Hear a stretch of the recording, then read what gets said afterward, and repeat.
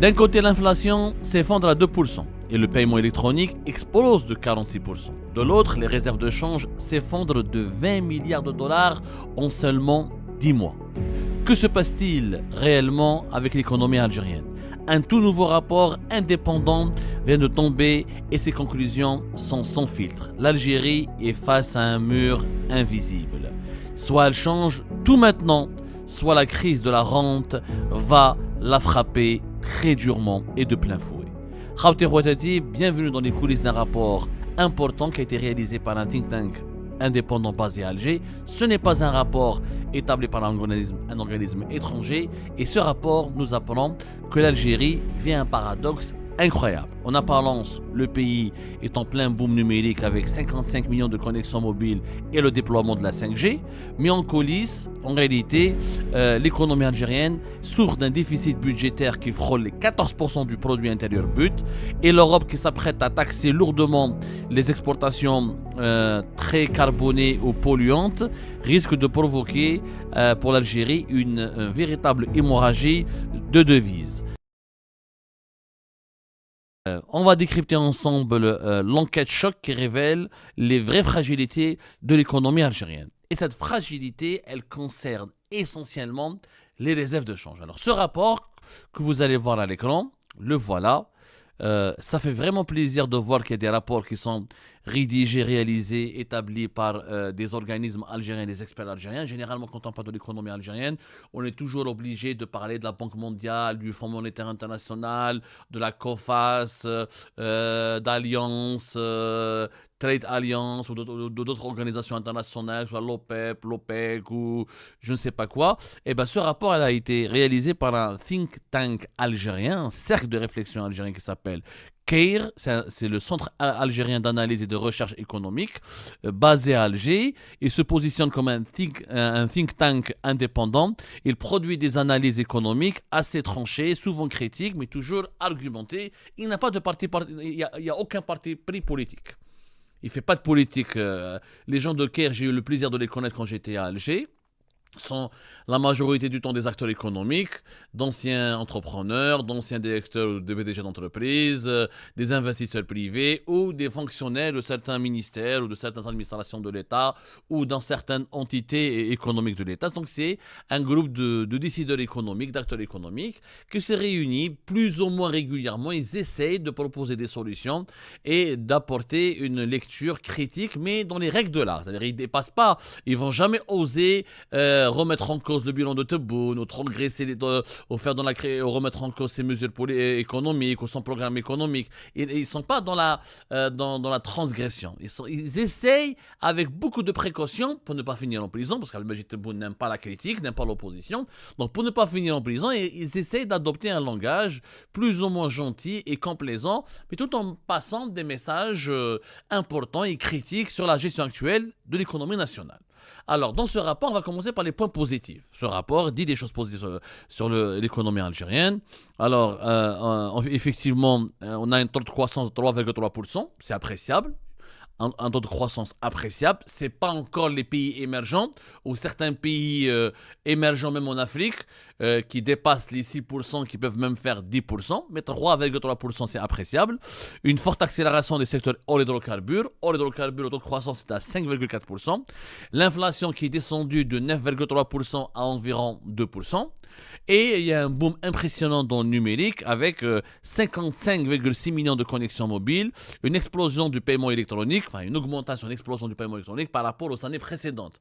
Pas par rapport, on est encore loin, très loin des standards internationaux, mais les paiements électroniques ont augmenté en Algérie de 46% et la 5G qui est en déploiement massif et qui s'accélère en Algérie. Sauf que ces points positifs, malheureusement, sont gâchés ou obscurci par un danger qui guette l'Algérie, qui est sa forte dépendance vis-à-vis de ses réserves de change et l'effondrement et la chute de ses réserves de change. Les réserves de change en Algérie ont chuté de plus de 20 milliards de dollars en seulement 10 mois. plus de 20 milliards de dollars, je dis bien en 10 mois. Tout ça à cause de la dépendance aux hydrocarbures. Les réserves de change sont essentiellement alimentées par les exportations aux hydrocarbures qui continuent de représenter 92 à 93% de la totalité des exportations du pays. Et l'Algérie, malgré une croissance plus ou moins appréciable, voire même très appréciable, malgré le boom du numérique, malgré la baisse de l'inflation, elle perd de l'argent, elle n'en gagne pas à cause de sa dépendance au pétrole et au gaz. Et quand les prix du pétrole et du gaz, ça baisse, et ben les réserves de change baissent. Et en même temps, l'État dépense beaucoup d'argent. Le déficit budgétaire de l'État algérien, il est à hauteur de 14% du PIB. Ça veut dire que l'Algérie, elle prend 14% de toute sa richesse nationale qu'elle crée en une année pour la consacrer à la couverture de son déficit budgétaire. Le déficit budgétaire, c'est la différence, c'est le trou qui est créé entre les dépenses de l'État et les recettes de l'État. Alors, on va voir dans ce rapport qu'est-ce qui est dit concernant les réserves de change. Alors, c'est très très simple, très simple et à la fois très très compliqué. Pour le déficit budgétaire, le rapport du cercle de CAIR, voilà, CAIR, le think tank algérien, ce cercle de réflexion. Alors, il souligne qu'il y a un point de rupture structurel. 14,4% du PIB algérien part pour couvrir le déficit budgétaire. C'était déjà 14,4% en 2025, 14,5% dans notre PIB en 2026. Le FMI a classé l'Algérie en risque souverain élevé, risque documenté de retour au financement non conventionnel. C'est-à-dire, l'État algérien à ce rythme-là va relancer la planche à billets et la création de la monnaie pour pouvoir trouver de l'argent qu'il doit dépenser, parce qu'il dépense beaucoup plus que ce qu'il gagne. Alors, le budget de l'État algérien, 17 637 milliards de dinars, alors que ces recettes sont à peine de 8 000 et quelques. C'est très très peu, c'est extrêmement peu, et malheureusement, ça va causer un énorme problème. Et parmi les conséquences de ce problème, c'est la chute des réserves de change. Alors, selon tous les chiffres qui ont été recoupés par le cercle CAIR, les réserves de change ont baissé entre fin 2024 et octobre 2025, ce qui constitue l'un des principaux signaux de vigilance macroéconomique, souligne ce rapport. Les réserves de change étaient de 67,8 milliards de dollars à fin 2024. Ça représentait une autonomie de 14 mois d'importation pour l'Algérie. Les réserves de change sont importantes parce que ça permet à un pays de calculer pendant combien de temps un pays peut être autonome en cas de crise politique, géopolitique ou sécuritaire ou économique majeure. Avec les réserves de change, sans rien produire, fin 2024, on pouvait tenir 14 mois d'autonomie ou d'autosuffisance. C'est-à-dire on avait de quoi financer la couverture de nos besoins pendant 14 mois. Et bien en octobre 2025, même pas 10 mois, même pas une année, les réserves de change sont tombées à 47 milliards de dollars. 47 milliards de dollars. Ça veut dire 20 milliards de dollars de moins en 10 mois. Et ça a été le pôle le plus négatif et le plus inquiétant. Et c'est un véritable danger. Pourquoi ? Parce que, comme le dit le rapport CAIR, cette chute des réserves de change, je le cite, doit toutefois être interprétée avec prudence, car les séries disponibles ne reposent pas toujours sur le même périmètre statistique. Le déficit courant, le premier semestre dans l'année 2025, a été de plus de 10 milliards de dollars. Sans réforme, le FMI projette à 18 milliards de dollars les réserves de change en 2030. En 2030, on n'aura même pas 20 milliards de dollars de réserves de change, on aura 18 et quelques, ce qui représente une autonomie pour l'Algérie de 3 à 2 mois. C'est vraiment très fragile pour un pays, très dangereux pour un pays de presque 50 millions d'habitants, d'autant plus qu'en 2030, on va dépasser les 50 millions d'habitants, on est déjà 48 millions d'habitants et on est en 2026. En 2030, on sera dans les 51 millions d'habitants au bas mot, et les réserves de change qui sont qualifiées de confortables par les gouverneurs de la Banque d'Algérie ou par Abdelmadjid Tebboune, en réalité, c'est un mensonge. Les réserves de change sont en train de chuter, sont en train vraiment de chuter, et cette chute, elle est très inquiétante. Alors là, le régime Tebboune, pour masquer cette réalité, il essaie de faire croire, il essaie de faire croire à la population algérienne que c'est faux, que les réserves de change n'ont pas chuté. Mais comment il fait ? Alors, Tebboune et la Banque d'Algérie et son régime calculent autrement les réserves de change. Parce qu'il y a plusieurs façons de calculer les réserves de change. En Algérie, les réserves de change sont composées de liquidités, ce que nous avons en devises, dollars, euros, et de l'or. Et pour avoir ce chiffre de 70 milliards de dollars, qui a été déclaré par Abdelmajid Tebboune en décembre de 2025, ils ont calculé ce qu'on appelle les DTS. Les DTS, c'est quoi? C'est une autre monnaie utilisée au niveau du FMI, qui est inconnue du grand public et qui n'est pas vraiment utile parce qu'elle n'a pas d'utilité économique extrêmement importante. Alors DTS, ça veut dire quoi? Ça veut dire droits de tirage spéciaux. C'est une réserve internationale créée par le FMI. C'est pas de l'argent liquide, c'est plutôt une sorte de monnaie de réserve que les pays peuvent utiliser en cas de besoin. Donc quand Abdelmajid Tebboune parle de 70 milliards de dollars, il inclut les DTS que l'Algérie détient auprès du FMI. L'Algérie possède des DTS qu'elle a placés au niveau du FMI et c'est ce qui explique le chiffre de 70 milliards de dollars. En réalité, on ne peut pas les calculer comme ça, les DTS, parce que tu ne peux pas les utiliser pour importer, pour financer une opération urgente, etc. Il faudra traiter avec le FMI pour les échanger en argent et c'est une opération coûteuse et qui est complexe, mais en réalité le chiffre le plus réel c'est les 47 milliards de dollars de réserves réelles. Les réserves, c'est tout ce qu'on a en devises et en or. Donc là il y a une tricherie, les DTS ne font pas partie des réserves de change, on ne peut pas les inclure puisqu'il s'agit de positions que l'Algérie développe ou que l'Algérie a acheté auprès du FMI pour avoir une certaine position au niveau du FMI. Mais quand par exemple l'Algérie sera en crise, si elle veut demander de l'argent au FMI, elle va utiliser ces DTS. Mais bon, ça ne remplace pas les réserves de change et ça ne complète pas les réserves de change. Donc voilà le problème. Ce rapport donc, il nous explique qu'il y a une urgence. Il y a une véritable urgence et que les réserves de change on risque de les perdre encore davantage à cause du déficit budgétaire. La loi de finances 2026, elle a agrandi le budget à, comme je l'ai dit, à 637 milliards de dinars. Ça signifie que nous sommes toujours dans les 14% du PIB pour des rentrées d'argent qui sont très faibles, mais vraiment très faibles par rapport à ce que l'État algérien dépense, et ça c'est pas acceptable à long terme. C'est vraiment pas acceptable à long terme. Et le rapport du CAIR parle aussi du déficit de la dette publique. La dette publique aujourd'hui, elle représente 45 à 48% de toute la richesse nationale de l'Algérie. 45 à 48% du PIB. D'autres experts parlent même de 50 à 55% du PIB.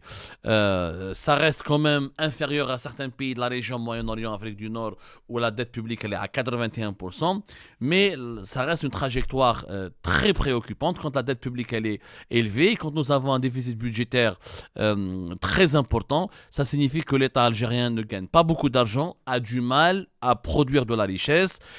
Beaucoup d'États à travers le monde, pour ne pas dire la grande majorité des États à travers le monde, sont déficitaires. Mais ça dépend pourquoi on est déficitaire. Certains États s'endettent et créent de la dette publique pour justement financer des projets d'investissement, pour injecter de l'argent dans l'économie, pour créer des emplois, pour créer des richesses. Ce n'est pas le cas de l'Algérie depuis qu'elle est dirigée par Abdelmajid Tebboune. Abdelmajid Tebboune crée de la dette publique et crée du déficit budgétaire pour augmenter les dépenses de l'État. Les dépenses de l'État qui vont essentiellement dans le fonctionnement.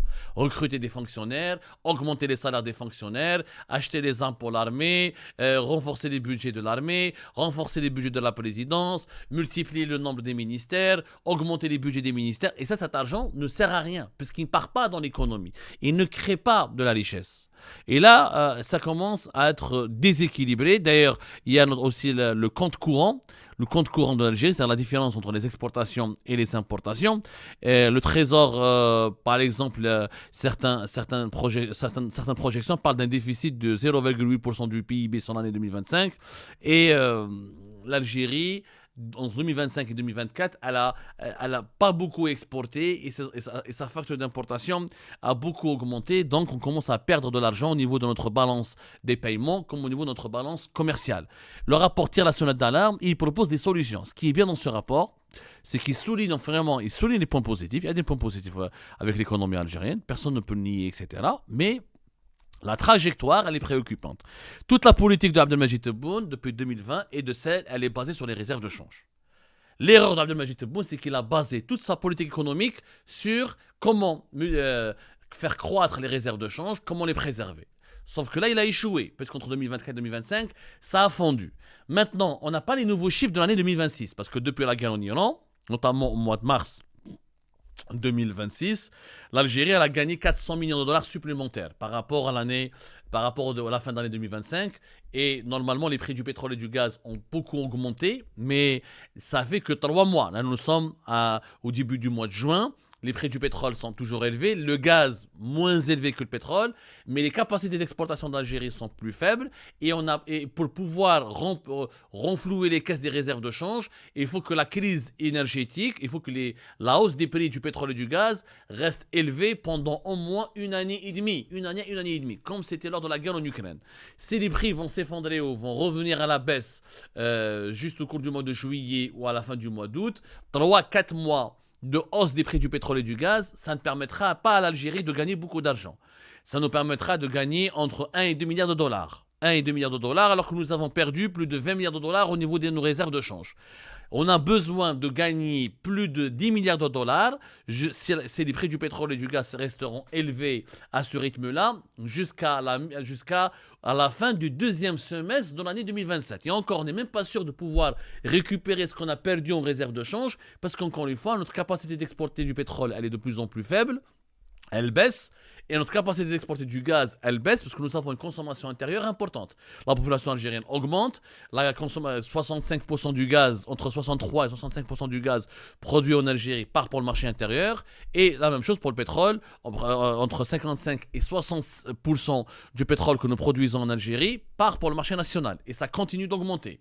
D'ici 2030, on aura plus de 80% de notre gaz pour le marché national et plus de 80% aussi, entre 75 à 80% de notre pétrole pour le marché national, si ce n'est pas plus. Donc on aura, les quantités pour les exportations seront de plus en plus faibles. C'est pour ça qu'on ne peut plus compter sur le pétrole et le gaz pour constituer les réserves de change. Les réserves de change de l'Algérie qui étaient à 200 milliards de dollars, presque, entre 2012 et 2013, 2011, 2012, 2013, c'était les années fastes de l'Algérie, où l'Algérie était très riche, parce qu'elle exportait beaucoup de pétrole et de gaz, et elle en gagnait beaucoup d'argent. Mais nous, ce modèle, il n'est pas tenable. Ce modèle ne peut plus être maintenu. Et Abdelmajid Tebboune, il a échoué à diversifier l'économie algérienne et à se libérer de l'emprise des réserves de change. Un pays comme l'Algérie, normalement, ne doit pas compter que sur ses réserves de change. Il doit avoir une croissance dynamique. 3%, ce n'est pas suffisant pour un pays de la taille de l'Algérie. Normalement, on peut avoir une croissance de 6%. Exporter davantage de produits que le pétrole et le gaz, et on aura une diversité de nos ressources en devises, et donc on peut avoir d'autres réserves de devises que les réserves de change traditionnellement, encore une fois, alimentées par le pétrole et le gaz. Les CAIR proposent dans ce rapport 10 actions prioritaires pour 2026-2028. Ils proposent de stabiliser les réserves de change et de réaffirmer un plancher de 12 mois d'importation comme objectif non négociable. C'est-à-dire qu'on doit au moins avoir une année d'autonomie, de quoi tenir pendant une année et financer nos importations. Ça, c'est le plancher qu'on doit atteindre, qu'on doit conserver. Si on descend en dessous des 12 mois, alors là, on peut être dans une zone rouge, dans une zone, pas grise, mais dans une zone de turbulence. Il est proposé aussi de réduire la taxe sur l'hydrocarbure. Il est proposé aussi d'engager une stratégie nationale pour s'adapter au bilan carbone obligatoire et à la tarification du carbone et la décarbonisation des secteurs exposés. L'Union européenne a adopté une politique de sanctions et de taxation des produits qui sont exportés vers son marché mais qui sont produits avec beaucoup de pétrole et de gaz et dans le sillage d'une politique de lutte contre le réchauffement climatique et pour améliorer l'empreinte écologique de l'économie européenne. Les pays qui produisent beaucoup de carbone et qui exportent, parce que l'Algérie exporte essentiellement vers l'Union européenne le pétrole et le gaz. 85 à 90% de nos exportations, c'est le pétrole et le gaz. Et ces exportations algériennes seront beaucoup taxées par l'Union européenne, qui veut se décarboner, qui veut développer les énergies renouvelables. Il s'agit aussi d'ouvrir la production des énergies renouvelables aux producteurs indépendants privés algériens, pour ne plus dépendre du gaz et du pétrole, mobiliser la diaspora algérienne en créant des comptes en devises attractifs pour ramener une partie des transferts qui passent actuellement par le marché parallèle, créer un compte satellite économie numérique à l'ONS, qui est l'Office national des statistiques, afin de suivre les startups et d'appuyer leur développement.